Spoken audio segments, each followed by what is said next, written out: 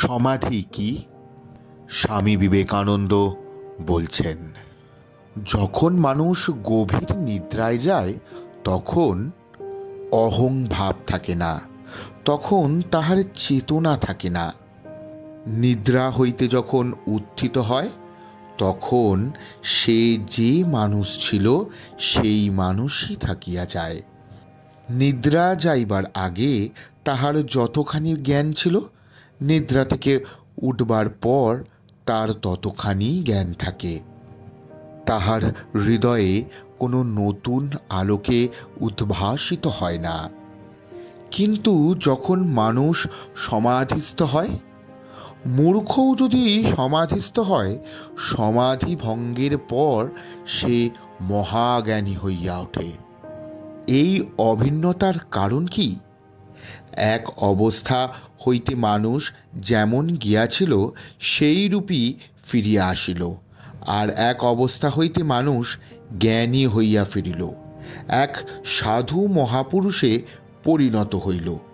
তাহার স্বভাব সম্পূর্ণভাবে পরিবর্তিত হইয়া গেল, তাহার জীবনও রূপান্তরিত হইয়া গেল। সে জ্ঞানালোকে উদ্ভাসিত হইল। এই তো দুই অবস্থার বিভিন্ন ফল। ফল যখন ভিন্ন, তখন কারণও অবশ্যই ভিন্ন হইবে। সমাধি অবস্থায় লব্ধ এই জ্ঞানলোকে যেহেতু নির্জ্ঞান অবস্থার অনুভূতি অপেক্ষা অনেক উচ্চতর, বা জ্ঞানভূমিতে যুক্তি বিচারলব্ধ জ্ঞান অপেক্ষা অনেক উচ্চতর, তখন ইহা অবশ্যই জ্ঞানাতীত ভূমি হইতে আসিয়াছে। সেজন্যই সমাধি জ্ঞানাতীত অবস্থা নামে অভিহিত হইয়াছে। সংক্ষেপে ইহাই হল সমাধিস্থ। এই সমাধির কার্যকারিতা তাহলে কি? আমরা জ্ঞাতসারে যে সকল কর্ম করিয়া থাকি, যাহাকে বিচার বুদ্ধির ক্ষেত্র বলা যায়, তাহা সংকীর্ণ ও সীমাবদ্ধ।